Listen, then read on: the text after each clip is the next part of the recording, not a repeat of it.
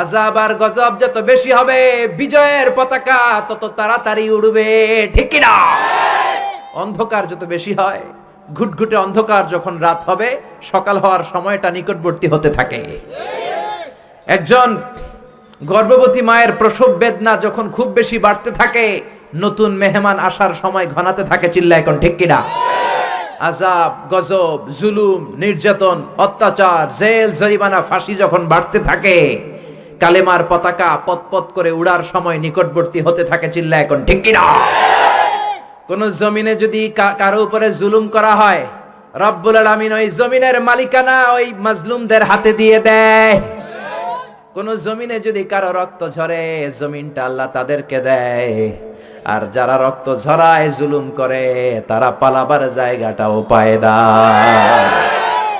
ইতিহাস এটার প্রমাণ আমাদের কাছে দিয়ে দিয়েছে। ফেরাউন পালাবার জায়গাটাও পায় নাই, নমরুদ পালানোর জায়গাও পায় নাই। বনি ইসরাইলের হাতে পুরো মিশরের দায় দায়িত্ব দিয়ে দিয়েছে কে? আল্লাহ। পৃথিবীতে কেউ তো স্থায়ী হয় না, হোক না সে ফেরাউন কিবা নমরুদ। কেউ ভাবে চিরদিন রয় না, কেউ ভাবে চিরকাল রয় না। পৃথিবীতে কেউ তো স্থায়ী হয় না, হোক না সে ফেরাউন কিবা নমরুদ। কেউ ভাবে চিরদিন রয় না, কেউ ভাবে চিরকাল রয় না। জোরে বলেন ঠিক কিনা? এক রাতের ব্যবধানে পট পরিবর্তন করে দিতে পারে কে? এজন্য রব্বুল আলামিন বলেন, নাসরুম মিনাল্লাহি ওয়া ফাতহুন করিব। সাহায্য আল্লাহর পক্ষ থেকে, বিজয় নিকটবর্তী। কিন্তু পাক্কা ইমানদার হওয়ার দরকার আছে না নাই? কোরআনের পথে থাকার দরকার আছে না নাই? জেল জরিমানা হজম করার দরকার আছে না নাই? এই কোরআনের পথে যতই বিপদ আসুক, যতই ঝুঁকি আসুক, যতই হুমকি ধমকি আসুক, এই কোরআনের পথ আমরা ছাড়তে রাজি না, চিল্লা এখন ঠিক কিনা? এই কোরআনের জন্য আমরা জীবন বাজি রাখতে পারি। রাজি আছে মুসলমান? কারা কারা রাজি? দুহা হাত উঁচু করে আল্লাহর দেখাও।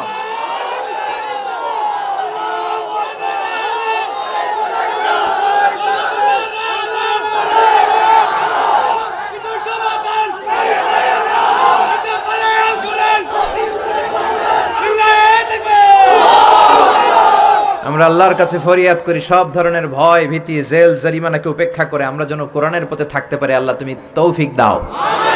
আমাদের এই ইচ্ছাটাকে তুমি আরো মজবুত করে দাও, জান্নাতি হওয়ার উপযোগী করে দাও। আর জোরে পড়ে আমিন। আমি আমার খুতবার শুরুতে সূরাতু বনী ইসরাইল থেকে একটা আয়াত তেলাওয়াত করেছি। এই আয়াতের আলোকে এই চমৎকার সন্ধ্যায় আপনাদের সামনে কিছু কথা উপস্থাপন করার চেষ্টা করব, যদি আল্লাহ তাআলা তৌফিক দেয়। আমরা পড়ি ইনশাআল্লাহ। আমি আপনাদের খেদমতে সূরাতু বনী ইসরাইলের 24 নম্বর আয়াত তেলাওয়াত করেছি। এই 24 নম্বর আয়াতের আলোকে আপনাদের সামনে কিছু কথা বলবো। আল্লাহ তাআলা এই আয়াতে ওনার স্পেশাল দুইটা ফয়সালার কথা জানিয়ে দিয়েছেন। কয়টা? চিল্লায় বলেন না। এই ফয়সালাগুলোর কোনোদিন পরিবর্তন হবে না, আনচেঞ্জেবল ডিসিশন। অনর ফয়সালা দুইটা। কয়টা? রব্বুল আলামিন বলেন, وَقَضَى رَبُّكَ أَلَّا تَعْبُدُوا إِلَّا إِيَّاهُ وَبِالْوَالِدَيْنِ إِحْسَانًا। আমি আল্লাহর স্পেশাল দুইটা ফয়সালা, আমি আল্লাহর বিশেষ দুইটা ডিসিশন, এগুলো অনর ডিসিশন, এগুলোর নড়চড় হবে না। কথাটা কার? আল্লাহ। প্রথম ডিসিশন হলো আল্লাহ তা'বুদু ইল্লা ইয়্যা, শুধুমাত্র কেবলমাত্র একমাত্র আল্লাহর জন্য হবে ইবাদত, আল্লাহ ছাড়া কারো ইবাদত করা যাবে না, ঠিক কি না? এটা আল্লাহর দুইটা স্পেশাল ফয়সালার প্রথম ফয়সালা। আমরা কি একমত? দ্বিমত নাই কেউ? থাকতে পারে দুই একজন, কেউ দ্বিমত নাই, সবাই একমত।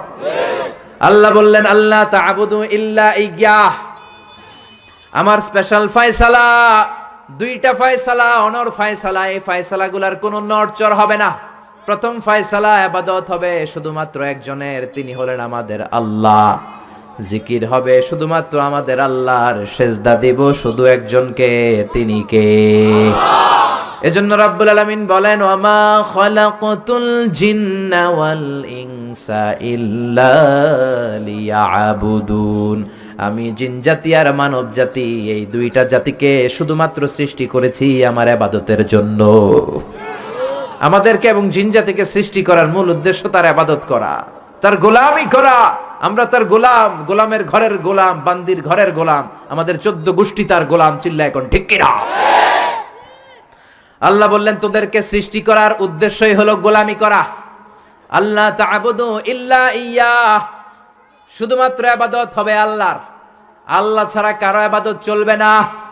এই জন্য প্রত্যেক নামাজে সূরাতুল ফাতিহার মধ্যে আমরা আল্লাহরে ডেকে বলি, আল্লাহ ইহদিনাস সিরাতাল মুস্তাকিম। ও আল্লাহ, আপনি আমাদেরকে সিরাতুল মুস্তাকিম দেন।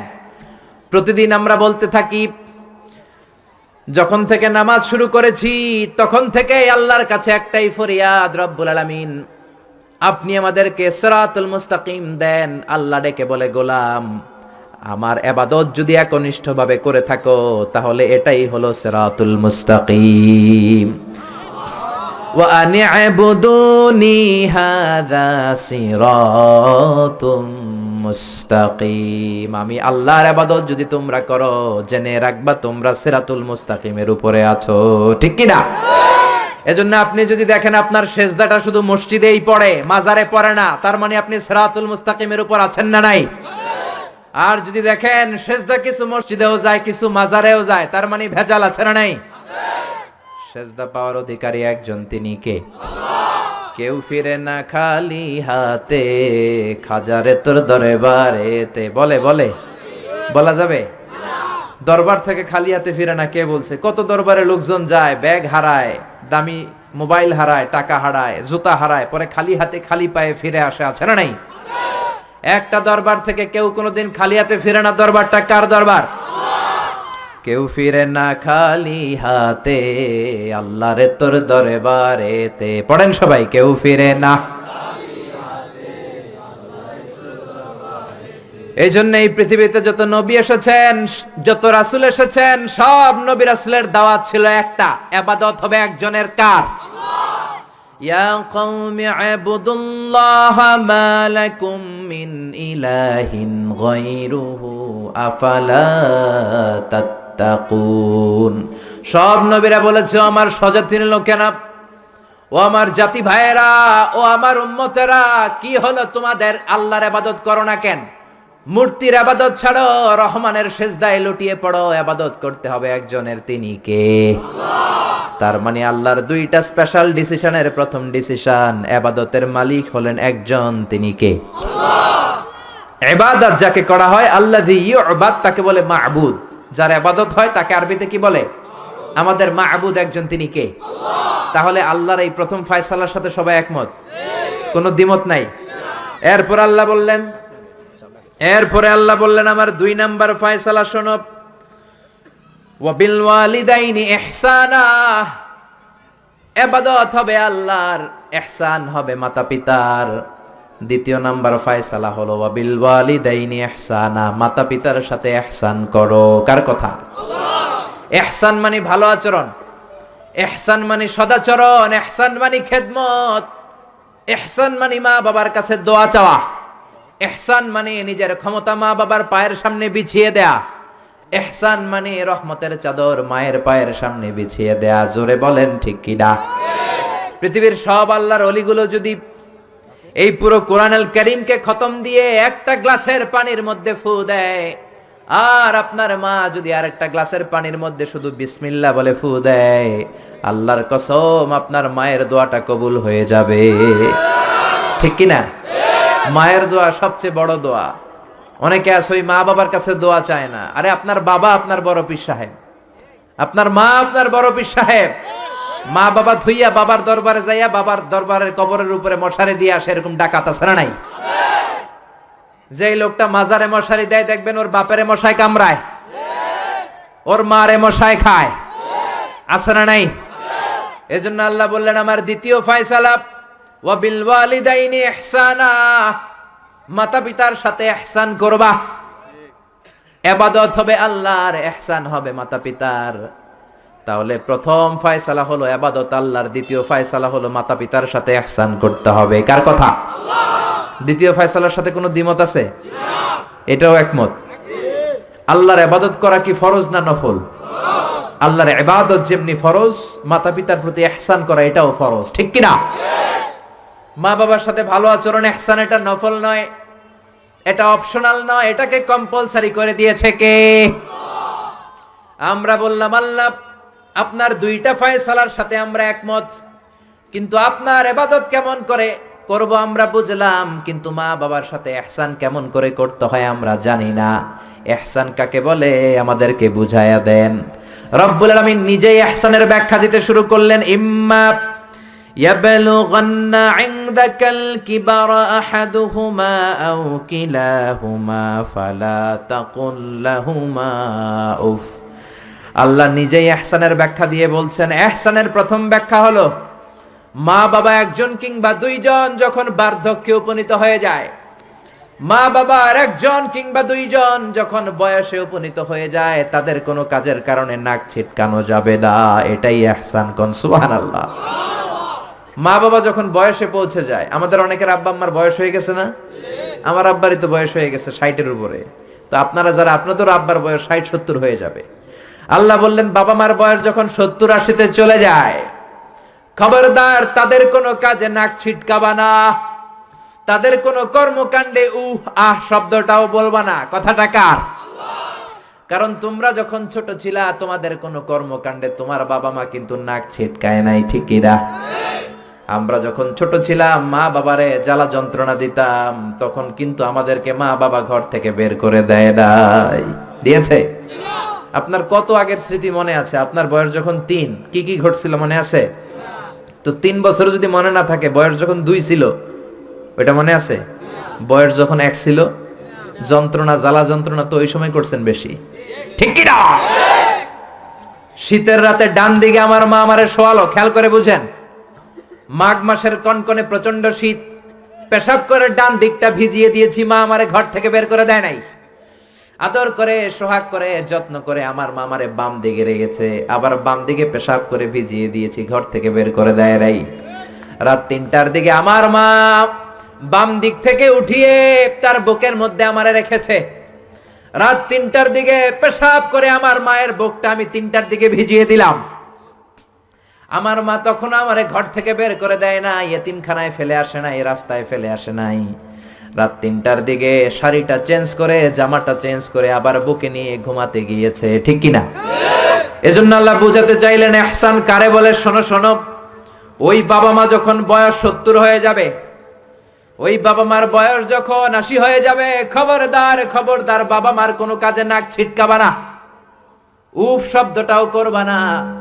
তোমরা যখন জ্বালাতন করেছো, বাবা মা তোমাদেরকে ঘর থেকে বের করে দেয় না, ইয়েতিমখানায় রেখে আসে নাই। এখন বয়সের কারণে বাবা মা যদি জ্বালাতন করে, বাবা আর মারে বৃদ্ধাশ্রমে রেখে এসো না, ঠিক কিনা? ছেলে আমার মস্ত মানুষ, মস্ত অফিসার, মস্ত ফ্ল্যাটে যায় না দেখা এ পারে ও পার, নানান রকম জিনিস আর আসবাব দামি দামি, সবচেয়ে কম দামি ছিলাম একে মাত্র আমি। ছেলের আবার আমার প্রতি অগাধ সম্ভ্রম, আমার ঠিকানা তাই বৃদ্ধাশ্রম, ঠিক কি না? এজন্য আল্লাহ ডেকে বললেন খবরদার বাবা মারে বৃদ্ধাশ্রমে রেখে এসো না। তোমাদের জ্বালা যন্ত্রণা বাবা মা সহ্য করেছে, তোমারে ঘর থেকে বের করে দেয় না, ইয়েতিমখানায় রেখে আসে নাই। এজন্য বাবা মা যদি ঘরের মধ্যে পেশাব করে, পায়খানা করে পরিষ্কার করবা, তাহলে তোমার জীবনটারে উজালা করে দিবে কে? আল্লাহ। বৃদ্ধাশ্রমে রেখে আসা যাবে? বাবা মারে যদি বৃদ্ধাশ্রমে রেখে আসো, মনে রাখবা তোর কপালে বৃদ্ধাশ্রমে জুটবে না। তুমি যদি বাবা মারে বৃদ্ধাশ্রমে রেখে আসো, তুমি বয়স্ক হলে তোমার কপালে বৃদ্ধাশ্রম নাই, ঠিক কি না? ভাঙ্গা থালা হাতে নিয়ে তুমি রাস্তায় ভিক্ষা করে খাবা। এজন্য আল্লাহ বললেন ইহসানের প্রথম ব্যাখ্যা, ইম্মা ইয়াবলুগান্না ইনদাকাল কিবারা আহাদুহুমা আও কিলাহুমা ফালা তাকুল লাহুমা উফ। বাবা মা যখন বার্ধক্যে উপনীত হয়, তাদের কোনো কাজে নাক ছিটকাবা না, উফ শব্দটাও করবা না, এটাও বলা যাবে না। কথাটা কার? ইহসানের 2 নাম্বার ব্যাখ্যা, ওয়ালা তানহারহুমা, আব্বা আম্মারে ধমক দিও না। কিছু ডাকা আইতাছে, মায়েরে ধমক দেয়, মায়েরে ডাকে বুড়া, বাবারা ডাকে বুড়া, মায়েরে ডাকে বুড়ি, আছে না নাই? কেমন করে মা বাবারে তুমি বুড়া বুড়ি ডাকো? তারা তো বুড়া বুড়ি হয়েছে তোমার কারণে। তোমারে মানুষ করতে যে তারা তাদের জীবন যৌবন সব হারিয়েছে। তোমার লেখাপড়া করাতে যে তারা তাদের জমিন হারিয়েছে। তোমাকে বিদেশ পাঠাতে যে তারা তাদের ভিটে মাটি হারা হয়েছে। কিছু লোক আছে এলাকার সবার সাথে খুব মিষ্টি আলাপ, বন্ধু বান্ধবের সাথে খুবই ভদ্রতা, কিন্তু ঘরে ঢুকলেই মায়ের সাথে ঝিড়কি দিয়ে কথা বলে, ধমক দিয়ে কথা বলে, এরকম বেয়াদব আছে না নাই? আল্লাহ বললেন ওয়ালা তানহারহুমা, ধমক দিও না, তোমার সব আমলগুলো বাতিল করে দিবে কে? ওয়ালা তানহারহুমা ওয়া কুল লাহুমা কওলান কারীমা, বরং বাবা মার সাথে কোমল আচরণ করো। যত ভদ্রতা তুমি জানো, যত নম্রতা তুমি শিখেছো, যত কার্টিসি তুমি জানো, সব কার্টিসি বাবা মার সাথে মেনটেন করবা। যত সফটলি কথা বলা যায়, যত কোমল ভাবে কথা বলা যায়, যত মোলায়েম ভাষায় কথা বলা যায়, বলতে হবে কার সাথে? জোরে বলেন, রাজি আছেন তো? রাজি আছেন? এরপর আল্লাহ বললেন ওয়াখফিদ লাহুমা জানাহায যুল্লি মিনার রাহমাতি ওয়া কুর রাব্বিরহামহুমা কামা রাব্বায়ানি সাগীরা। ওয়াখফিদ লাহুমা জানাহায যুল্লি মিনার রাহমা, বাবা মার জন্য রহমতের চাদর বিছিয়ে দাও। তোমার যত সম্পদ আছে মা বাবার পায়ের সামনে বিলিয়ে দাও। তোমার জীবনে বরকত দিবে কে? এজন্য প্রথম বেতন পেলে টাকাটা দিবেন মায়ের হাতে। গিফট কিনলে আগে দিবেন মাকে, বউরে দিবেন না, ওটা বলতেছে না, বউরে তো দিবেনই, কিন্তু আগে মায়ের হাতে কিছু দিবেন। তাহলে আপনার ইনকামে বরকত দিবে কে? আর বাবা মা একজন কিংবা দুইজন যদি দুনিয়া থেকে বিদায় নেয়, বাবা মার কবরের সামনে দাঁড়িয়ে চোখের পানি ছেড়ে তোমরা পড়ো রব্বিরহামহুমা কামা রাব্বায়ানি সাগীরা ওয়া কুর রাব্বিরহামহুমা কামা রাব্বায়ানি সাগীরা। কবরের সামনে দাঁড়িয়ে আল্লাহরে বলেন, আল্লাহ, বাবা মা ছোটবেলা যেমনি আমাদেরকে আদর দিয়ে, সোহাগ দিয়ে, ভালোবাসা দিয়ে আগলে নিয়েছে, আমার বাবা মা ইন্তেকাল করার কারণে তোমার কাছে যাওয়ার পরে তুমিও আদর আর ভালোবাসা দিয়ে আমার বাবা মাকে কাছে টেনে নিও। পড়ে না আমিন? আর জোরে পড়ে না আমিন? এজন্য আল্লাহর ফয়সালা দুইটা। জোরে বলেন কয়টা? সবাই বলেন। ঘুম আসছে তো জিমাই পড়েন কেন? ফয়সালা কয়টা? এক নম্বর ফয়সালা ইবাদত হবে একজনের, তিনি কে? দুই নম্বরে খেদমত করতে হবে কার? বিশ্বনবী বললেন এই পৃথিবীতে যত ভালো আমল আছে তার মধ্যে শ্রেষ্ঠ ভালো আমল হচ্ছে মা বাবার খেদমত, বিররুল ওয়ালিদাইন। এক সাহাবী বললেন আইয়ুল আমালি আফদাল ইয়া রাসূলুল্লাহ, ও নবী সবচেয়ে ভালো আমল কোনটা? বিশ্বনবী বললেন সবচেয়ে ভালো আমল তিনটা। জোরে কোন কয়টা? তিনটা। এক নম্বরে as-সালাতু ফি ওয়াক্তিহা, সময় মতো নামাজ। যেখানে আজান হবে ওই জায়গায় নামাজ পড়ার দরকার আছে না নাই? সালাতে কায়েম করো, সালাতে কায়েম করো, হবে সম্মানী তুমি, হবে জান্নাতি তুমি, হবে সম্মানী তুমি, হবে জান্নাতি তুমি, দিবে কাল হাসরে শীতল ছায়া আরশে আজিম, রব্বিয়াল আলা রব্বিয়াল আযীম। ঠিক কি না? এক নাম্বার ভালো আমল হচ্ছে সময় মতো নামাজ। দুই নাম্বার সবচেয়ে ভালো আমল হলো বিররুল ওয়ালিদাইন, মাতা পিতার খেদমত করা। তিন নম্বরে সবচাইতে ভালো আমল হলো আল জিহাদ ফি সাবিলিল্লাহ, আল্লাহর রাস্তায় জিহাদ করা। সুবহানাল্লাহ। তার মানে পৃথিবীর সবচাইতে তিনটা ভালো আমলের মধ্যে মা বাবার সাথে খেদমত করাটা আছে না নাই? এই পৃথিবীর সবচেয়ে ভালো আমল যে তিনটা, এর মধ্যে মা বাবার খেদমত করাটাও আছে। ঠিক কি না? আর এক হাদিসে বিশ্বনবী বললেন মা বাবার খেদমত করা জিহাদের চেয়ে বেশি সওয়াবওয়ালা। এক সাহাবী আসলেন, যা রাজুলুন ইলা রাসূলিল্লাহ ইয়াস্তাযিনুহুল জিহাদ, এসে বললেন ও নবী জিহাদে যেতে চাই, জিহাদে যাওয়ার অনুমতি দেন। বিশ্বনবী বললেন ও সাহাবী ঘরে আব্বা আম্মা আছে নাকি? সাহাবী বললেন আছে। বিশ্বনবী বললেন ফাফিহিমা ফাজাহিদ, ঘরে যাও বাবা মার খেদমত করো, বাবা মার খেদমত করলে ঘরে বসেই জিহাদের সওয়াব পাবা। বাবা মার খেদমত করলে ঘরে বসেই জিহাদের সওয়াব পাওয়া যায়। চিল্লায় পড়েন আল্লাহু আকবার।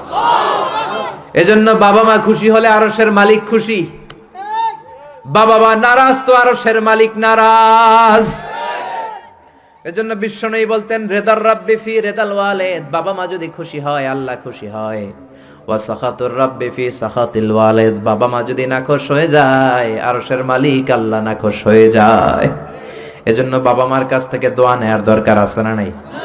বিশ্বনবী বলতেন জান্নাতে দুইটা স্পেশাল দরজা আছে, একটা দরজার নাম আব্বা, আরেকটার নাম মানে আল আব, আরেকটা আল এই দুইটা দরজা আমাদের ঘরে আছে না নাই? এজন্য বিশ্বনবী বলতেন দুইটা দরজা তোমাদের ঘরে আছে, হুমা জান্নাতুকা ওয়া নারুক, বাবা মাই তোমার জান্নাত, বাবা মাই তোমার জাহান্নাম। এজন্য বাবা মার সাথে কেমন আচরণ করবা তোমাদের decision, the decision is years. তুমি ডিসাইড করবা তুমি জান্নাতে যাবা না জাহান্নামে যাবা। আপনি কপালে যত সেজদা দেন, যত কপাল কালো বানান, যতগুলো হজ করে আল হাজ টাইটেল লাগান, যত যাকাত দেন, যত আমল করেন, আপনার মা যদি আপনার উপর নাখোশ হয়ে আল্লাহর কাছে বদদোয়া দেয়, আপনার সব আমলগুলোরে বরবাদ করে দিবে কে? আল্লাহ। এজন্য বাবা মা যদি হিন্দু হয়, বাবা মা যদি নাস্তিক হয়, তারপরও মা বাবার দোয়ার দরকার আছে না নাই? বাংলাদেশে এরকম অনেক হিন্দু ফ্যামিলি আছে, ছেলে মুফাসসিরে কোরআনের তাফসীর শুই না, মুফাসসিরের হাতে হাত রেখে কালিমা পড়ে মুসলমান। এরকম হিন্দু ছেলে আছে না নাই? কিন্তু বাবা মা মুসলমান হয় নাই। এখন বাবা মার সাথে খারাপ আচরণ করা যাবে? বাবা মা যদি হিন্দু হয়, বৌদ্ধ হয়, বাবা মা যদি খ্রিস্টান হয়, সে তোমার বাবা মা, ঠিক কিনা? বিশ্বনবীর শালীর নাম আসমা, কি নাম? আসমা বিনতে আবি বকর, বুখারীর বর্ণনা। বিশ্বনবীর কাছে এসে বললেন, নবী আনা মুসলিমা, আমি মুসলিম, ওয়া উম্মি মুশরিকা, আমার মা মুশরিক, আফাসিলুহা, এখন আমি কি করব? আমার মায়ের সাথে ভালো আচরণ করব নাকি খারাপ আচরণ করব? বিশ্বনবী বললেন, খবরদার সিলিহা, তোমার মায়ের সাথে তুমি ভালো আচরণ করবা। বাবা মা মুশরিক হোক, কাফের হোক, তাদের দোয়া, তাদের আশীর্বাদের দরকার আছে না নাই? সাইয়েদনা ইব্রাহিম জলিল কাদের পয়গাম্বর, ঠিক কিনা? উলুল আজমি মিনার রুসুল, খলিলুল্লাহ, মুসলিম মিল্লাতের জাতির পিতা, চিল্লা এখন ঠিক কিনা? কিন্তু ওনার আব্বারে উনি কালেমার দাওয়াত দিতে পারে নাই, দেওয়ার পরেও মানে নাই বাবার নাম আজহার। তারপরে উনি বাবার সাথে খারাপ আচরণ করেছে নাকি? মোলায়েম ভাষায়, কোমল ভাষায়, আদবের সাথে বাবার ডেকে বলেছে, ইয়া আবাতি লিমা তা'বুদু মা লা ইয়াসমা'ু ওয়া লা ইউবসিরু ওয়া লা ইউগনি আনকা শাইআ। ও আমার সম্মানিত পিতা, কেন ওই মূর্তির ইবাদত করেন? 10টা হাত এরকম বের করে দিয়ে দাঁড়ায় থাকে, জিহ্বা বের করে, সামনে থাকে মিষ্টি, রসমালাই, দুধ, কিচ্ছু খেতে পারে না, মাছি বসলেও তাড়াতে পারে না, ঠিক কিনা? কেন এই মূর্তির পূজা করেন? কেন এই পুতুলের ইবাদত করেন? যে এই পুতুল কানে শোনে না, চোখে দেখে না, নিজের গায়ের মাছিটা নিজে তাড়াতে পারে না। বাবারে আদর করে, যত্ন করে, সম্মান দিয়ে বুঝালেন, কিন্তু বাবার সাথে কি সাইয়েদনা ইব্রাহিম খারাপ আচরণ করেছে? জোরে বলেন, খারাপ আচরণ করেছে?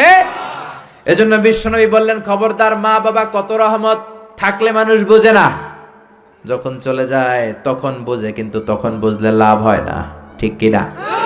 যতদিন বাবা মা বেঁচে থাকে বটবৃক্ষের মতো ছায়া দিয়ে থাকে, ছাতার মতো মাথার উপর দাঁড়িয়ে থাকে। ও মিয়া, বন্ধু চলে গেলে বন্ধু পাওয়া যায়, ওয়াইফ চলে গেলে ওয়াইফ পাওয়া যায়, টাকা চলে গেলে টাকা পাওয়া যায়। জনম দুঃখিনী মা যদি দুনিয়া ছেড়ে চলে যায়, মারে আর পাওয়া যায় নাকি? ওগো মা, তুমি এই ধরনের শ্রেষ্ঠ নেয়ামত, তোমারই পদ তলে রয়েছে জান্নাত। ওগো মা, তুমি এই ধরনের শ্রেষ্ঠ নেয়ামত, তোমারই পদ তলে রয়েছে জান্নাত। সুবহানাল্লাহ। এজন্য মায়ের দোয়া এমন দোয়া কখনো ফিরে না। গুলি মারলে গুলি মিস হয়, ড্রোন হামলা করলে মিস হয়, ব্যালিস্টিক ক্ষেপণাস্ত্র মারলে মিস হয়, অ্যাটম বোমা মারলে মিস হয়, মায়ের দোয়া মিস হয় নাকি? কথা কন, বিশ্বাস হয়? একটু সন্দেহ সন্দেহ লাগে? Any confusion, any doubt? লা শাক্কা ফি, কোনো সন্দেহ নাই, লা রাইবা ফি, চিল্লা এখন ঠিক কি না? মায়ের দোয়া এমন দোয়া, মায়ের দোয়াটাও কবুল, বদ দোয়াটাও কবুল, ঠিক কি না? যদি এমন হতো শুধু দোয়াটা কবুল, তাহলে দোয়া না করুক সমস্যা নাই, কিন্তু বদ দোয়া করলেও কবুল করে কে? আল্লাহ। বদ দোয়া কবুল হয়ে গেলে সমস্যা আছে না নাই? এজন্য মা বাবার সাথে ভালো আচরণ করব। বাবা মার ছেলে মেয়েদের দৃষ্টান্ত তরমুজ আর ছুরির মতো, মা বাবা হলো ছুরি, ছেলে মেয়ে তরমুজ। তরমুজ নিচে রেখে উপর থেকে ছুরি মারলে তরমুজ কেটে যায়, আবার ছুরি নিচে রেখে উপর থেকে তরমুজ ফেললেও তরমুজ কেটে যায়। উভয় অবস্থায় তরমুজের ক্ষতি হয়, ছুরির কিছু হয়। কথা বুঝতে পেরেছেন? এই জন্য যত বড় আল্লাহর ওলি আপনি হন না, মা বাবা বদদোয়া দিলে কিন্তু লেগে যাবে, ঠিক কি না? বনি ইসরায়েলের একজন আবেদ ছিল, নাম জুরাইজ। নাম কি? বুখারীর বর্ণনা, প্রামাণ্য বর্ণনা আপনাদেরকে শোনাচ্ছি। জুরাইজ সে একজন অনেক বড় আল্লাহর ওলি। তাহাজ্জুদের নামাজ পড়তো রাতে। তাহাজ্জুদের নামাজ ছাড়া আল্লাহর ওলি হওয়া যায়? কথা বলেন। ومن الليل فتهجد به نافلة لك عسى أن يبعثك ربك مقاما محمودا। তাহাজ্জুদের নামাজ যদি আপনি পড়েন আপনার মর্যাদা বাড়িয়ে দিবে কে? আল্লাহ। এই আল্লাহর ওলি জুরাইজ থাকতেন পাহাড়ের উপর। পাহাড়ের উপরে তাহাজ্জুদের নামাজ পড়ছেন। ইন দা মিন টাইম ওনার মা ওনাকে ডেকেছে, ইয়া জুরাইজ আশিবনি ময়া, পানি খাওয়া। জুরাইজ মনে মনে ভাবে, হায় হায়, নামাজের মধ্যে দাঁড়ালাম, এখনই মায়ের তৃষ্ণা লাগলো, কি করব? মায়ের ডাকে সাড়া দেব নাকি নামাজ চালিয়ে যাব? জুরাইজ মনে মনে ভাবে, কিছুক্ষণ পরে যে মাকে পানি খাওয়াবো, আগে নামাজটা পড়ি। কিছু সময় পর তার মা আবার ডাক দিল, ইয়া জুরাইজ। জুরাইজ আবার বিপদে পড়ে যায়, হায় হায়, কি করব? নামাজ পড়বো নাকি মারে পানি খাওয়াবো?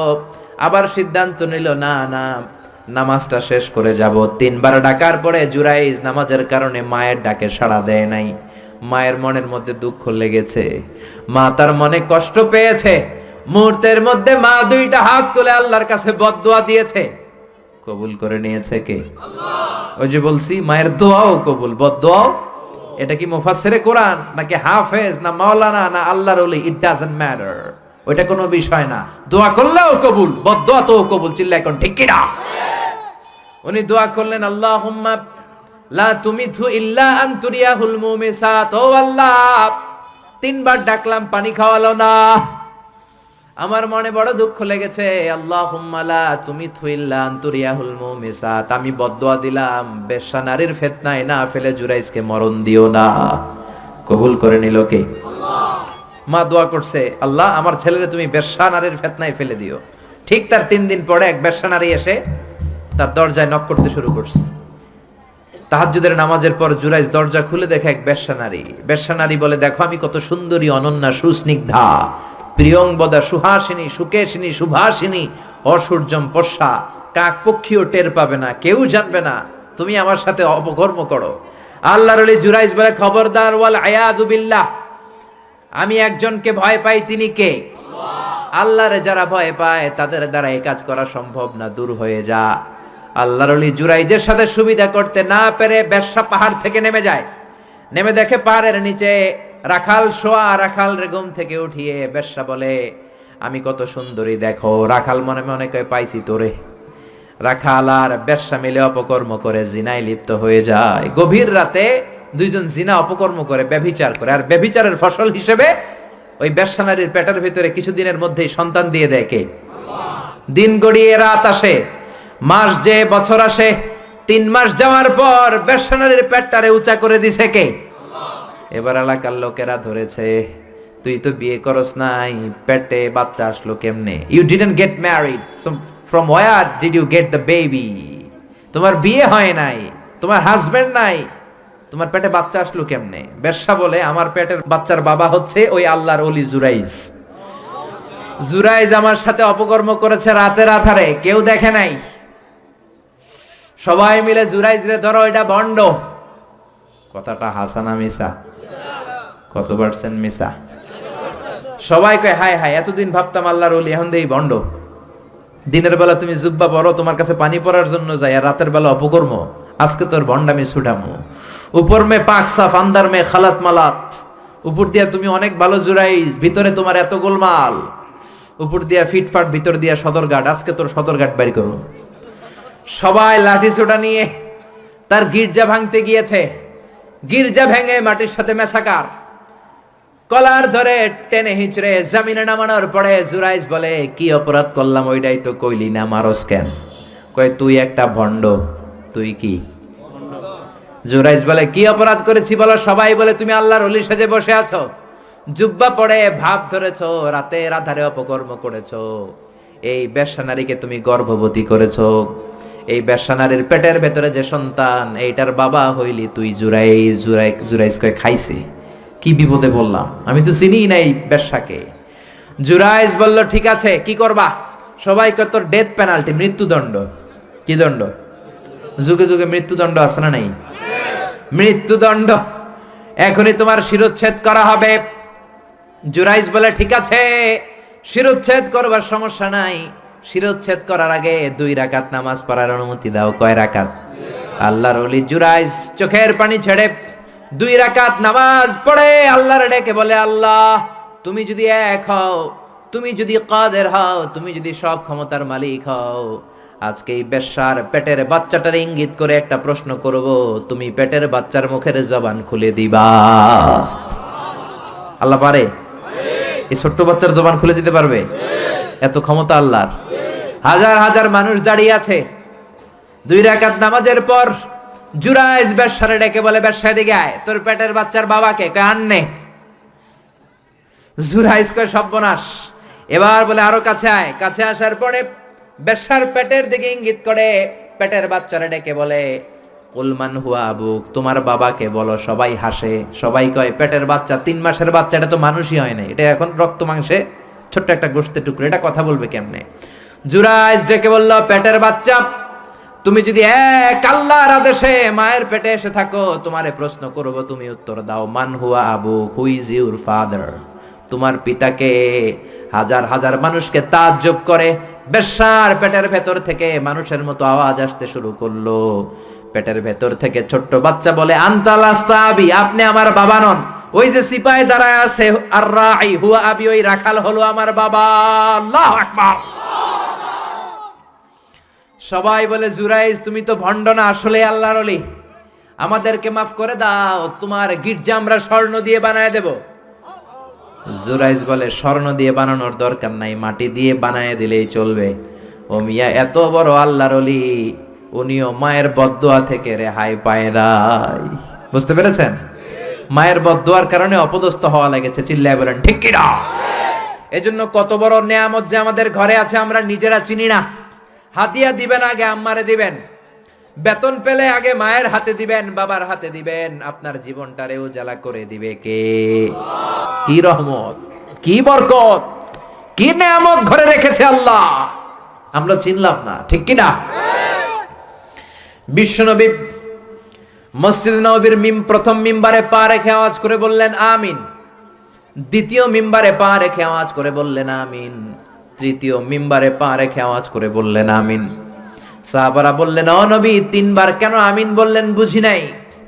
বিশ্বনবী বললেন, প্রথম মিম্বারে যখন পা রেখেছি, জিব্রাইল এসে বলেছে, রমজান পাওয়ার পরেও ইবাদত করে যে গুনাহ মাফ করতে পারে নাই, তার উপর আল্লাহর লানত। আমি বিশ্বনবী বলে দিয়েছি আমিন। দ্বিতীয় মিম্বারে পা রেখেছি, জিব্রাইল এসে বলেছে, আমি বিশ্বনবীর নাম শোনার পরেও যারা আমার উপরে দুরূদ পড়ে নাই, তাদের উপরে আল্লাহর লানত। আমি নবী বলে দিয়েছি আমিন। সবাই পড়েন সাল্লাল্লাহু আলাইহি ওয়াসাল্লাম। 3 নাম্বার মিম্বারে পা রাখার পরে জিব্রাইল এসে বলে, মা বাবা একজনকে কিংবা 2 জনকে বার্ধক্যে উপনীত পাওয়া অবস্থায়, বয়স্ক অবস্থায়, পাওয়া অবস্থায় মা বাবার খেদমত করে যারা জান্নাত কামাতে পারে নাই, তাদের উপর আল্লাহর লানত। আমি বলেছি আমিন।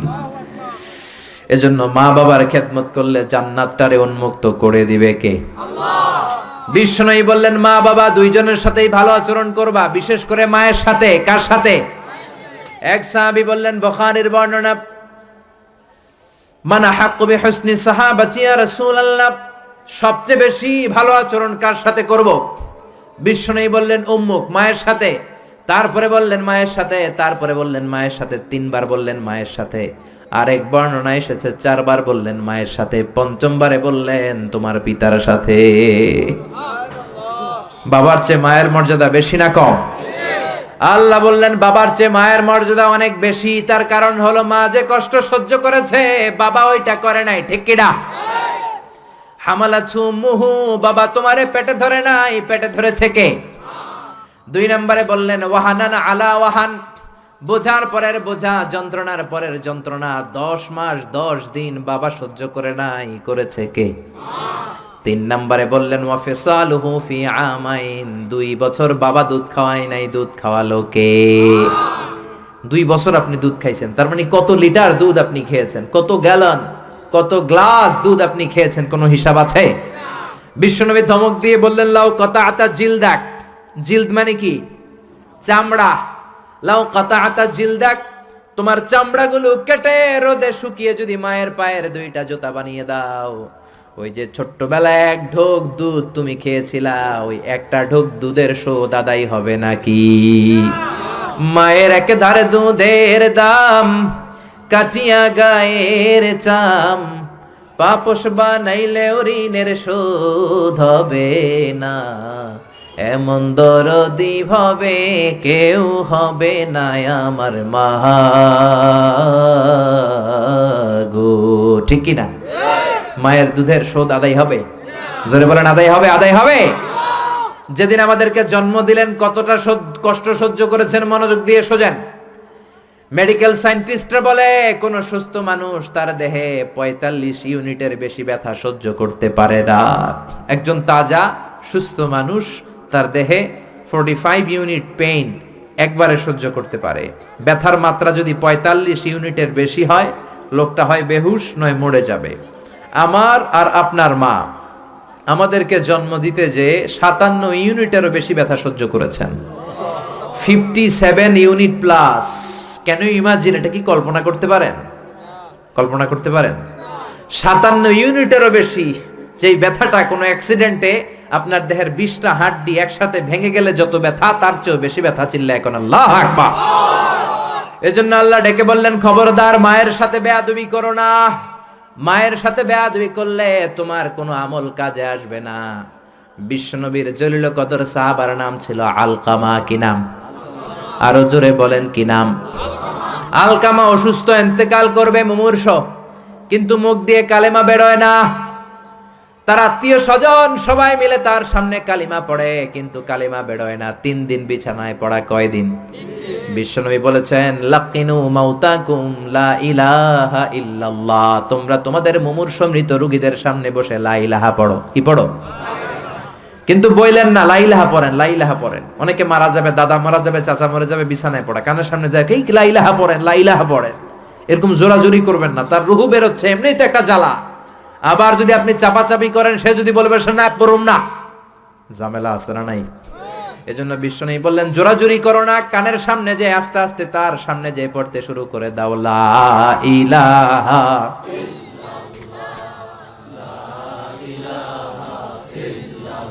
লা ইলাহা ইল্লাল্লাহু মুহাম্মাদুর রাসূলুল্লাহ। লাকিনু মাউতাকুম লা ইলাহা ইল্লাল্লাহ, তোমাদের মৃতদের সামনে যে, মুমূর্ষদের সামনে যে কালিমার তালকিন দাও। আলকামা নামক সাহাবীর মুখ দিয়ে কালিমা বেরোয় না। বিশ্বনবী বেলালকে আর সুহাইবকে, 2 সাহাবীরে পাঠালেন, যাও কালিমার তালকিন দাও। বেলাল যে তালকিন দেয় তারপরেও বেরোয় না, জিহ্বায় আটকে যায়। বিশ্বনবী আলকামার বিবিরে ডেকে পাঠালেন। আলকামার বিবি আসার পরে বিশ্বনবী বললেন ও আলকামার বিবি, আলকামা কেমন ছিল? বিবি বলে নামাজি ছিল, অনেক দানশীল ছিল, কোনো খারাপ আমল ছিল না। আলকামার বাবা মা কেউ বেঁচে আছে নাকি? আছে। কে আছে? মা আছে, মারা ডাকো। ও আলকামার মা, তোমার আলকামা কোনোদিন নামাজ ছেড়েছে কিনা? না। রোজা ছেড়েছে কিনা? না। মানুষের সাথে খারাপ আচরণ করেছে কিনা? না। তোমার সাথে কেমন আচরণ করেছে? তোমার সাথে কেমন আচরণ করেছে? এই প্রশ্ন করার পরে আলকামার মা কাঁদতে শুরু করে দিলেন। আলকামার মা বলে নবী আমার কথা শুনতো না, শুধু বউয়ের কথা শুনতো। বউয়ের ওড়না ধরে পিছু পিছু ঘুরতো, আমার মনে কষ্ট দিয়েছে। বিশ্বনবী বললেন তোমার ছেলেরে তুমি মাফ করে দাও। আলকামার মা বলে না, মাফ করব না। একথা শোনার পরে বিশ্বনবী বললেন লাকড়ি আনো, আগুন জ্বালাও, আলকামারে আগুনে ফেলে দেব। লাকড়ি এনে আগুন জ্বালানোর পর আলকামার মা চিৎকার দিয়ে বিশ্বনবীর পায়ে পড়ে যায়। বিশ্বনবীরে ডেকে বলে নবী গো, আপনার 2টা পায়ে ধরি, আমার কলিজার টুকরা আলকামারে আগুনে ফেলবেন না। আলকামা আমার নার ছেড়া ধন, আমার কলিজার টুকরা। ও নবী অনেক কষ্ট দিয়েছে আমার মনে, কিন্তু আগুনে ফেলবেন না। আগুনে ফেলার জন্য ওরে আমি পেটে ধরি নাই। আগুনে ফালানোর জন্য ওরে আমি মানুষ করি নাই।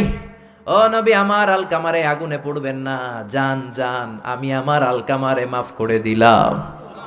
বিশ্বনবীর সামনে দাঁড়িয়ে আলকামার মা যখন মাফ করে দেওয়ার ঘোষণা দিল, বিশ্বনবী সাক্ষী, সাহাবীরা সাক্ষী, আলকামা চিৎকার করে পড়তে শুরু করলো, লা ইলাহা ইল্লাল্লাহু মুহাম্মাদুর রাসূলুল্লাহ সাল্লাল্লাহু আলাইহি সাল্লাম। কালেমা পড়ে শেষ নিঃশ্বাস ত্যাগ করেছে। চিল্লায় এখন আল্লাহু আকবার। এজন্য মা বাবার খেদমতের দরকার আছে না নাই? সাইয়েদনা ইব্রাহিম ওনার ছেলেকে রেখে আসলেন মরুভূমিতে, মক্কার জমিনে। তার বিবি হাজরা সহ হাজার মারা গেল। সাইয়েদনা ইসমাইল বড় হলেন, তাগড়া যুবক। বুখারীর বর্ণনা, জুরহুম নামক কওমের একটা মেয়েকে বিয়ে করে সুখের সংসার করলেন। আল্লাহ বললেন, ইব্রাহিম যাও যাও, তোমার ছেলেরা দেখতে যাও। বুখারীর বর্ণনা, সাইয়েদনা ইব্রাহিম ইসমাইলের বাড়িতে দেখা করতে গেলেন, বেড়াতে গেলেন। সাইয়েদনা ইসমাইল বাড়িতে নাই, বনে গিয়েছে শিকার করতে। কি করতে? সব নবীরা নিজ হাতে কামাই করে খেয়েছেন, ঠিক কিনা? শিকার করতে গিয়েছেন। সাইয়েদনা ইব্রাহিম দরজার পাশ থেকে সালাম দিলেন, আসসালামু আলাইকুম। ভেতর থেকে কর্কশ কণ্ঠে, ঝাঁঝালো কণ্ঠে, রাগ মাখা কণ্ঠে একটা মেয়ে উত্তর দেওয়া, আলাইকুমুস সালাম। সাইয়েদনা ইব্রাহিম বললেন, কাইফা হালুকি ইয়া উম্মি, ও মা তুমি কেমন আছো? মেয়েটা ভিতর থেকে বলে, বেশি ভালো নাই। দিনকাল কেমন চলে? কয় সুবিধার না। খাওয়া দাওয়া হয়নি? কয় না, হয় না। আমনে কেডা? সাইয়েদনা ইব্রাহিম বলে, আমারে চিনবা না? ইদা জাআ যাওজুকি মিনাল গাবা, তোমার স্বামী যখন বন থেকে ফিরবে, ফাকরাই আলাইহি সালাম, তোমার স্বামীর একটা সালাম দিবা। ও মুরিহিয়া ইগাইরা আতাবাতা বাবিহি, আর বলবা ঘরের দরজার চৌকাঠ যেন পাল্টে ফেলে। চলে গেলেন। বিকেল বেলা সাইয়েদনা ইসমাইল চলে আসলেন। আসার পরে বিবি বলে, একটা বুড়া আইছিল। বুড়া কে আইছিল? সাইয়েদনা ইসমাইল বলে, বুড়া আসবে কোত্থেকে? কেন এসেছে? কি জন্য এসেছে? কি বলেছে? তার স্ত্রী বলতে লাগলো, আপনারে সালাম দিয়েছে। ওয়ালাইকুমুস সালাম, আর বলেছে আপনি যেন ঘরের দরজার চৌকাঠ যেন পাল্টে ফেলেন। এই কথা বলার সাথে সাথে সাইয়েদনা ইসমাইল ভয় পেয়ে গেলেন, লাফ দিয়ে উঠলেন। কি? ঘরের দরজার চৌকাঠ পাল্টে ফেলতে বলেছে ওই বয়স্ক লোক? ও মিয়া, চোর চিনে চোরের সিগন্যাল, পুলিশ চিনে পুলিশের সিগন্যাল, আর নবী চিনে নবীর। উনি নবী, বাবাও নবী। বাবা ইব্রাহিমের সিগন্যাল বুঝে ফেলেছে। চিৎকার দিয়ে বলে, ও কপাল পুল্লি, তুই কপাল পুল্লি, নিজের কপালে নিজে কুড়াল মারলি। যারে বুড়া বইলা গালি দিলি, বুড়া না, তোর শ্বশুর, আমার বাবা ইব্রাহিম খলিল। আমার বাবা যেই কথাটা বলে গিয়েছে, কথাটা তো সুবিধার না, এটার গ্রিন সিগন্যাল না, রেড সিগন্যাল। আমার বাবা বলেছে তোরে যেন আমি তালাক দেই, আমি যেন তোরে ডিভোর্স দেই। গেট আউট, বের হয়ে যা। ডিভোর্স দিয়ে দিলাম। আপনার আব্বাও যদি রাগ করে রাখে, পোলা তোর বউরে ডিভোর্স দিয়ে দিবেন নাকি? আবার দিয়ে দিয়েন না। আপনার বাবাও বাবা, ইসমাইলের বাবা ইব্রাহিমও। উনি সাধারণ বাবা নন, আল্লাহর পক্ষ থেকে ওহী পেয়ে উনি কথা বলেন। আপনার বাবাও যদি রাগ করে বলে, ও বাবা তোর বউরে তালাক দিয়েন না, কি করবেন? সংলাপ করবেন, সমঝোতা করবেন। আমাদের দুই নেত্রী সংলাপ করে না তো কি হইছে? আমরা ঘরে করুন, ঘরে ঘরে আমরা সংলাপ সমঝোতা করবো। চিল্লা এখন, ঠিক কিনা? মিটিং করবেন, মিলায়া দিবেন। ইসলাম বলে মিলায়া দাও, লাগায়া দিও না। কিছু লোক আছে লাগায়া দেয়, আছে না নাই? দুইজন ঝগড়া করে মিলায়া দেন, আপনার মর্যাদা বাড়িয়ে দিবে কে? আগুন ধরলে আপনারা কি দিয়া নিবান? অনেকে ওটার মধ্যে তেল ঢালে, আছে না নাই? আর একটু জ্বলুক, আর একটু লাগুক, ভালোই লাগে, আছে না নাই? বিশ্বনবী মিলাই দিতেন, লাগাই দিতেন না। আপনি মিলাই দিবেন, আল্লাহ আপনার মর্যাদা বাড়ায় দিবে। আপনার বাবা যদি বলে তোর বিবিরে তালাক দে, বাবারেও বুঝান, বউরেও বুঝান। আরে তালাক তো অনেক পরের কথা। আমরা ইসলামের দেয়া তালাকের সিস্টেম মেনে চললে বাংলাদেশের ডিভোর্স রেট কমে যাবে, কোনো তালাকই হবে না, ঠিক কি না? ইসলাম পঞ্চম স্টেপে তালাক দিতে বলেছে, ফিফথ স্টেপ। ফার্স্ট স্টেপ হচ্ছে ফাইদুহুন্না, ওয়াইফ কথা শুনে না, কক্সবাজার ঘুরতে নিয়ে যাও, কথা শুনবে। সুবহানাল্লাহ পড়েন।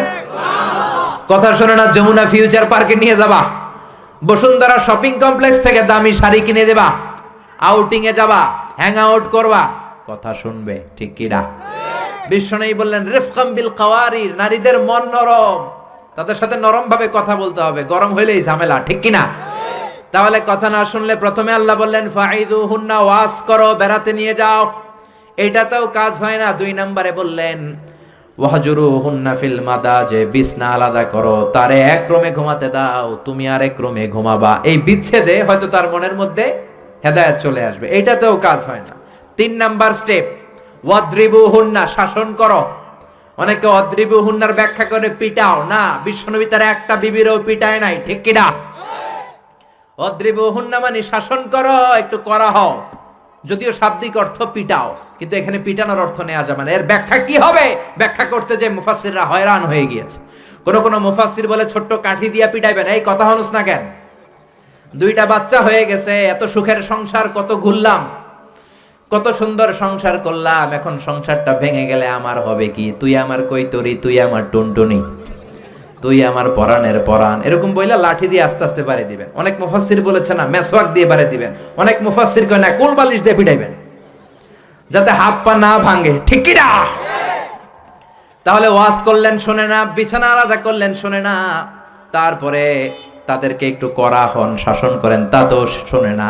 তারপরে কোরআন বলল ফাবাআসু হাকামাম মিন আহলিহি হাকামাম মিন আহলিহা, শ্বশুর পক্ষের লোকেরা, ওই পক্ষের লোকেরা, মুরব্বীরা বসে মিলমিশ করে দেওয়ার চেষ্টা করবে, তাতেও শোনে না। 4টা শেষ, এরপরে 5ম নাম্বারে তালাক, তাও একবারে 3 তালাক দেওয়া যাবে না। তালাক 2 ধরনের, তালাক সুন্নি, তালাক বিদঈ। একটা হচ্ছে সুন্নতি তালাক, আর একটা হচ্ছে বেদাতি তালাক। বেদাত তালাক মানে রাগের মাথায় একসাথে 3 তালাক, বাইন তালাক, এগুলো আছে না নাই? না, এগুলো করা যাবে না। তালাক সুন্নি হচ্ছে আপনার বউয়ের যখন পিরিয়ড হয় না, আপনার বউ ক্লিন পরিচ্ছন্ন, তখন 1 তালাক দিবেন। কারণ ওই তালাক দেওয়ার পরেও তার প্রতি ভালোবাসা জাগলে আবার মেলামেশার সুযোগ আছে না নাই? 1 মাস সুযোগ আছে, ফিরে আনতে পারবেন, কথা শোনে না? 2য় মাসে আবার আরেকটা তালাক দিবেন, আরো 1 মাস সুযোগ, কয় মাস? তারপরে 3য় মাসে যখন আরেক তালাক দিয়ে দিলেন, আর তালাকাল বাইন আল বাইনুনা, কমপ্লিট ডিভোর্স, আর এই বউয়ের কাছে যাওয়া যাবে। এই সিস্টেম একটার পর একটা যদি আপনি মানেন, তালাক হবে, কথা কোন? আরে প্রথম ধাক্কায় কক্সবাজারে গেলেই তো আবার শান্তির সংসার শুরু হয়ে যাবে, ঠিক কি না? এজন্য ধাপে ধাপে, ওমরে ফারুকের জামানায় এক লোক তার স্ত্রীকে 100 তালাক দিছে। বউ এসে বিচার দিছে, আমার জামাই আমার 100 তালাক দিছে। 100 তালাক দিছে, নিয়ে আসো তোমার হাজবেন্ডরে। নিয়ে আসা হলো, কিরে কয় তালাক দিছস? কয় 100। কি লেগে দিছস? দিবি 3টা। দিছস 100টা, কারণ কি? কয় মেজাজ গরম আছিল। ওমরে ফারুক বলে, তারা বিচার করে দিচ্ছে, 3 তালাকে তোর বউ তালাক, বাকি 97 তালাক তোর পিঠের উপরে পড়বে। এরকম নিয়ম যদি বাংলাদেশে থাকে, উল্টা পাল্টা তালাক হবে? জোরে বলেন। এজন্য আপনার বাবা, ও বাবা, ইসমাইলের বাবা ইব্রাহিমও, সাইয়েদনা ইব্রাহিম বললেন তালাক দাও, ইসমাইল তালাক দিয়ে দিলেন। ঘটনা মনে আছে তো, না ভুলে গেছেন? তালাক দিয়ে দিলেন, নতুন বিয়ে করলেন। 3 বছর পর আবার সাইয়েদনা ইব্রাহিম দেখা করতে আসলেন। আজকেও সাইয়েদনা ইসমাইল বাড়িতে নাই, বনে গিয়েছে শিকার করার জন্য। আজকেও সাইয়েদনা ইব্রাহিম এসে সালাম দিল, আসসালামু আলাইকুম। আজকে জাদুমাখা কণ্ঠে, মধুমাখা কণ্ঠে, সুরেলা কণ্ঠে একটা মেয়ে উত্তর দিল, ওয়া আলাইকুমুস সালাম। জিজ্ঞেস করলো কাইফা হাল উকিয়া উম্মি, মা কেমন আছো? মেয়ে কয় আলহামদুলিল্লাহ আলা কুল্লি হাল, সব সময় আমরা ভালো আছি। সুবহানাল্লাহ কইবেন না? দিনকাল কেমন যায়? কয় খুব ভালো। খাবার দাবার? কয় খুব ভালো। আপনি কে? আমার চিনবা না? মেয়ে বলে আপনারে আমি চিনতে চাই। এই মরুভূমিতে কেউ কোনোদিন আমাদের খবর নেয় না। কে আপনি? মুরব্বী বাজান, দয়ালু মানুষ, আমাদের খোঁজ খবর নেয়ার জন্য এসেছেন? বাইরে রোদ্রের মধ্যে দাঁড়িয়ে আছেন কেন? ভিতরে আসেন। সাইয়েদনা ইব্রাহিম ঢুকতে চায় না, মেয়েটা জোরাজুরি শুরু করেছে। জোর করে ঘরে ঢুকালো, শরবত বানিয়ে খাওয়ালো, রুটি বানিয়ে খাওয়ালো, খেজুর বানিয়ে খাওয়ালো, ছাগল পালতো, ছাগলের দুধ খাওয়ালো।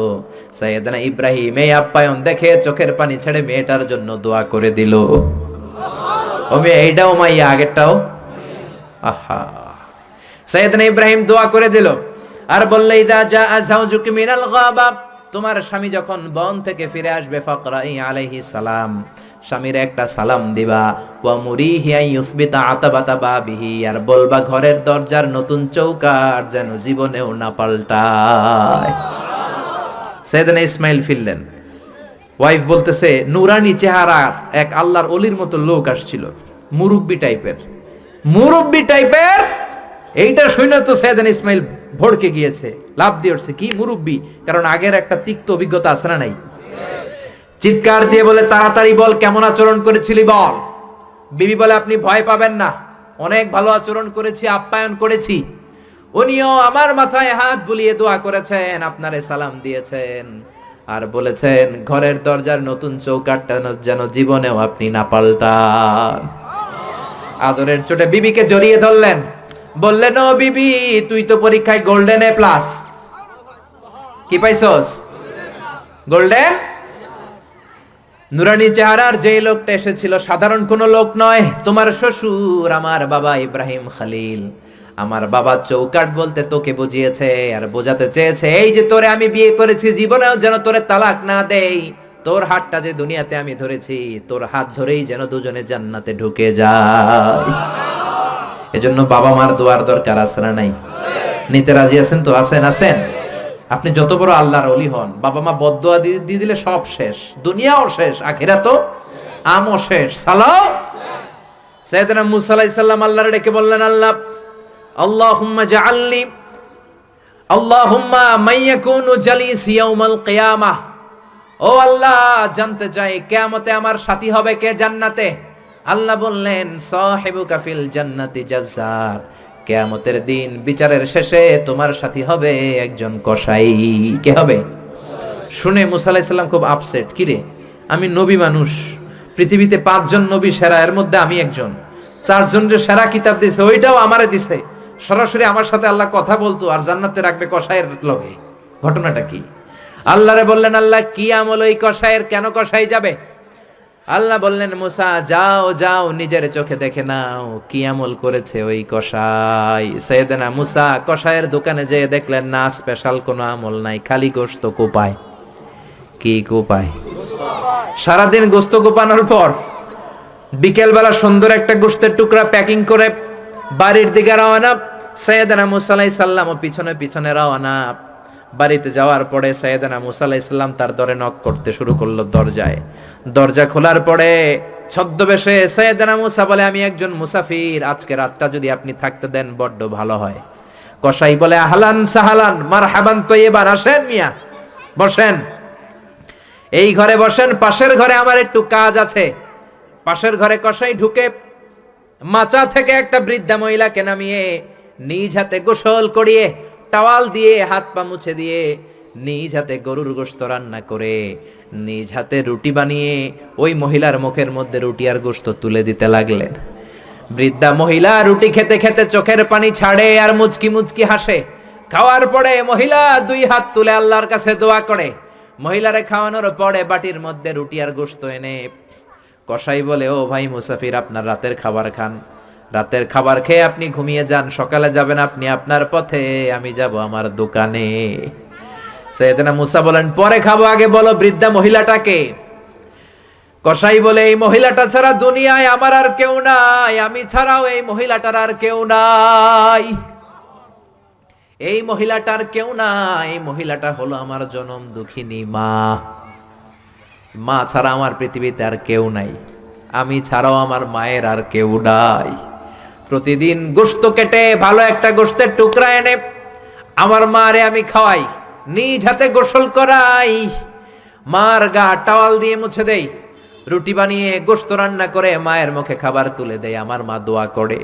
সাইয়েদনা মুসা বললেন পাশের রুম থেকে তোমার মা কি দোয়া করেছে? বিড়বিড় বিড়বিড় করে একটা শব্দ কানে আসলো, অস্পষ্ট আওয়াজ, কি বলেছে আমি বুঝি নাই, কি দোয়া করেছে তোমার মা বলো। কসাই বলে গত 20 বছর যাবত আমার মা একটা পাগলা দোয়া করে, আমি জানি কোনোদিন এই দোয়া কবুল হবে না। সাইয়েদনা মুসা বললেন আরে ভাই বলোই না কি দোয়া। কসাই বলে আমার মা আমার উপর খুশি হয়ে প্রতিদিন খাওয়ার পরে হাত তুলে আঁচল পেতে আল্লাহর ডেকে বলে আল্লাহ আল্লাহুম্মা জাআল ইবনি জালিসা মুসা ইয়াউমাল কিয়ামা। ও আল্লাহ শুনেছি এই জামানার বনি ইসরাইলের সবচেয়ে বড় পয়গম্বর মুসা কালিম, উনি নাকি সবচেয়ে বড় নবী। আমার ছেলের খেদমতে আমি এত খুশি, আমার ছেলের উপরে এত সন্তুষ্ট, আমি আমার ছেলের জন্য দোয়া করলাম। এই জামানার বড় পয়গম্বর মুসা যখন কিয়ামতের দিন বিচার শেষে জান্নাতে যাবে, আমার কসাই ছেলেরে তুমি ওই নবী মুসার সাথে জান্নাতে ঢুকাইয়া দিবা। কবুল করে নিছে কে? আল্লাহ। মুসা আলাইহিস সালাম মনে মনে বললেন আরে কানেকশন তো এই জায়গায়, কানেকশন তো আসল জায়গায়। এজন্য মায়ের দোয়া ছাড়া এই পৃথিবীতে কেউ বড় নেতা হতে পারে নাই, কেউ ব্যবসায়ী হতে পারে নাই, কেউ মুফাসসিরে কোরআন হতে পারে না, হাফেজ হতে পারে না, মাওলানা হতে পারে না, আল্লাহর ওলি হতে পারে না, তার জীবনে সফল হতে পারে না। চিল্লা এখন ঠিক কিনা? বিশ্বনবী মা বাবার আদর পায় নাই। জন্মের আগেই বিশ্বনবীর বাবা নাই, দাদার কাছে মানুষ, পরে চাচার কাছে মানুষ। মায়েরও বেশি দিন পায় নাই, পেয়েছে মাত্র 6 বছর। মাও দুনিয়া থেকে বিদায়, এতিম নবী একা একা বড় হলেন। হুদাইবিয়ার উমরা করতে যাবেন, 1400 সাহাবীকে নিয়ে বিশ্বনবী রওনা হলেন। সফরের মাঝখানে মায়ের কবর। বিশ্বনবী সাহাবীদেরকে বললেন, ও সাহাবারা, এই যে একটা কবর দেখা যায়, এটা আমার মায়ের কবর। বিশ্বনবীর মায়ের নাম কি? আরো জোরে বলেন। তোরা দেখে যা আমিনা মায়ের কোলে, মধু পূর্ণিমারি সেথা চাঁদ দোলে, যেন উষার কোলে রাঙা রবি দোলে। তোরা দেখে যা আমিনা মায়ের কোলে, কুল মখলুকে আজি ধ্বনি ওঠে কে এলোই, কালেমা শাহাদাতের বাণী ঠোঁটে কে এলোই, পড়ে দুরুদ ফেরেশতা বেহেশতের দুয়ার খোলে। তোরা দেখে যা আমিনা মায়ের কোলে। আল্লাহু আকবার। বিশ্বনবী বললেন, চিনো নাকি কবরটা কার? এটা আমার আম্মার কবর। আল্লাহর কাছে অনুমতি পেয়েছি মায়ের কবর জিয়ারত করার, কিন্তু খবরদার খবরদার, তোমরাও জিয়ারত করবা, কিন্তু চোখের পানি ছাড়তে পারবা না, কান্না করতে পারবা না। 1400 সাহাবীকে বিশ্বনবী কান্না করতে নিষেধ করে নিজে মায়ের কবরের সামনে দাঁড়িয়ে ছোট্ট বাচ্চার মতো হাউমাউ করে কান্না জুড়ে দিলে। সাহাবীরা বলে, এত কাঁদতে আমরা বিশ্বনবীর জীবনেও দেখি নাই। বিশ্বনবী নিজেকে সামলে রাখতে পারছেন না, ছোট বাচ্চার মতো হাউমাউ করে কাঁদে। বিশ্বনবীর চোখের পানি দেখে 1400 সাহাবাও কান্না জুড়ে দিল। বিশ্বনবী সাহাবীদের দিকে তাকিয়ে ধমক দিয়ে বলে, তোমরা কাঁদো কেন? আমি না বলেছি কাঁদবা না? সাহাবারা বলে, নবী গো, আপনারে আমরা আমাদের কলিজার চাইতে বেশি ভালোবাসি। আপনার চোখ দিয়ে কোনো কারণে পানি নামতে দেখলে আমরা আমাদের দুটি চোখ শুকনা রাখতে পারি না, আমাদের চোখ দিয়েও পানি চলে আসে। বিশ্বনবী বললেন, আদ্রাকাতনি রাহমাতুহা ফাবাকাইতু। আমার মা যে আমারে ছোটবেলা আদর করেছে, ওই আদরের স্মৃতি আমার মনে পড়েছে। আমার মা আমেনা আমারে জাইতুনের তেল মালিশ করে দিত সারা গায়ে। আমার গায়ের এমন কোন জায়গা নাই যেই জায়গায় আমার মা আমেনা তার 2টা ঠোঁট দিয়া চুমা দেয় নাই। আমার মা আমারে জামা পরিয়ে দিত, কোলে তুলে আদর করত। ছোটবেলার সেই স্মৃতিগুলো মনে পড়েছে, তাই আমি কাঁদি। তোমরা কাঁদো কেন? সুবহানাল্লাহ কইবেন না? মায়ের আদর পায় নাই, কিন্তু কবরের সামনে দাঁড়িয়ে যারে যারে কেঁদেছেন বিশ্বনবী মুহাম্মদ সাল্লাল্লাহু কানা ইউকাসিমুল আহমান বিল জিআরানা। জিআরানা নামক জায়গায় বিশ্বনবী কুরবানির গোশত বিতরণ করছেন। হাজার হাজার মানুষের লাইন। বাংলাদেশে এরকম হয় না? কুরবানির গোশত বিতরণ হয় না? লাইনে দাঁড়ায় অনেকে।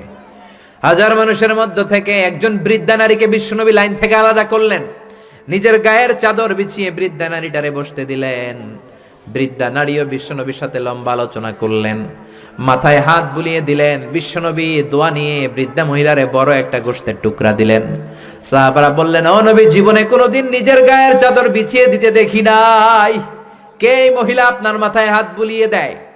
বিশ্বনবী বললেন, বাবা ছাড়া দুনিয়াতে আসলাম, 6 বছর বয়সে মারে হারালাম, মায়ের বুকের দুধ আমার কপালে জোটে নাই। আজকে আমার চাদরের উপরে যেই মহিলাটারে বসালাম, এই মহিলাটা আমার দুধ মা হালিমা। এই মহিলার দুধ খেয়ে আজকে আমি তরতাজা নবী মুহাম্মদ সাল্লাল্লাহু। এজন্য মা বাবার খেদমতের দরকার আছে না নাই? আল্লাহর ফয়সালা কয়টা? জোরে বলেন। 1 নম্বরে ইবাদত হবে একজনের, তিনি কে? 2 নম্বরে খেদমত হবে কার? দোয়া নিবেন কার কাছ থেকে? জোরে বলেন, কার থেকে? এজন্য বাবা মার খেদমত করবেন, বাবা মার কাছ থেকে দোয়া নিবেন। জীবনটারে উজালা করে দিবে কে? ইসলাম কখনো একপাক্ষিক কথা বলে না। মনোযোগ দিয়ে শোনার চেষ্টা করেন। ইসলামের কথা দ্বিপাক্ষিক, 2 পক্ষরেই ইসলাম কথা বলে। ছেলেদেরকে বলল ওয়াবিল ওয়ালিদাইনি ইহসানা, মাতা পিতার প্রতি ইহসান করবা, কিন্তু বাবা মারেও বলে দিল তোমাদের জন্য কিছু কাজ